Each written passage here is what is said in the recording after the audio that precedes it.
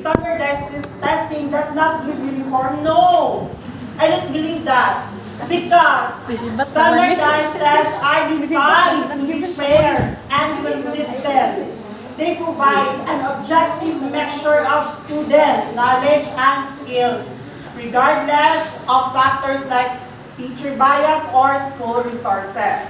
This objectivity is crucial for making reliable educational decisions. So standardized testing serves as a crucial tool for assessing students' knowledge universally. Ensuring fair evaluation across diverse regions and institutions like here in PNP. This consistency helps maintain educational standards and provides.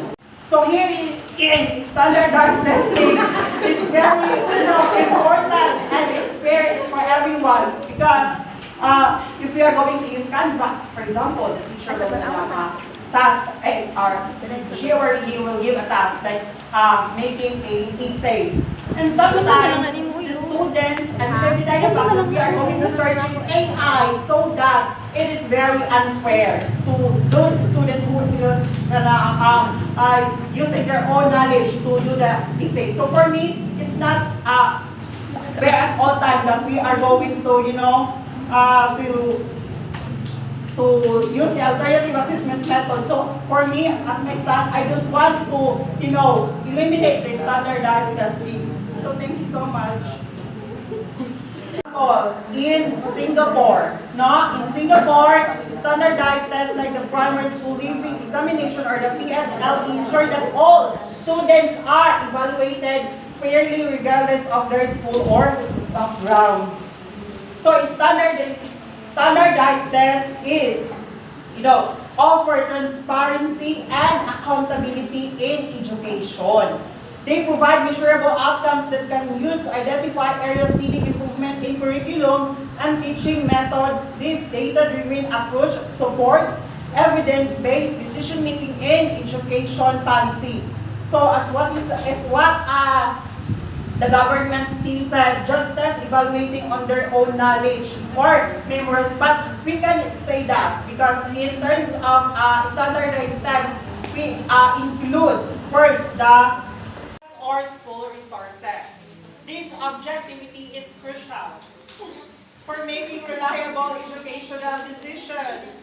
So standardized testing serves as a crucial tool for assessing students' knowledge universally.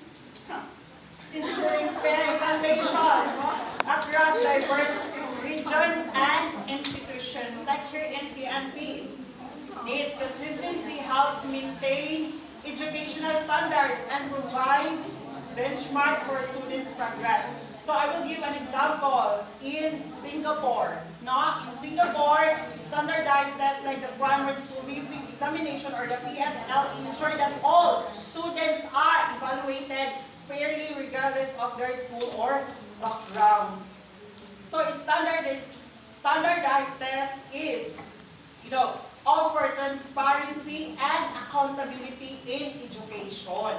They provide measurable outcomes that can be used to identify areas needing improvement in curriculum and teaching methods. This data-driven approach supports evidence-based decision-making in education policy. So as what the government team said, just test evaluating on their own knowledge or memories. But we can say that because in terms of standardized tests, we include first the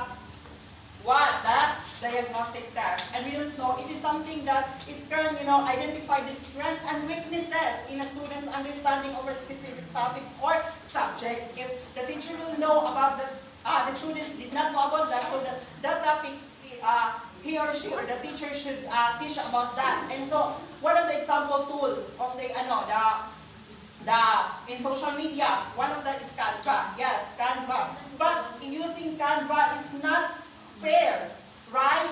So here in standardized testing is very important and it's fair for everyone because if we are going to use Canva, for example, the teacher will task, or she or he will give a task like making a essay. And sometimes, the students, and we can deny the fact that we are going to search in AI so that it is very unfair to those students who use using their own knowledge to do the essay. So for me, it's not fair at all time that we are going to,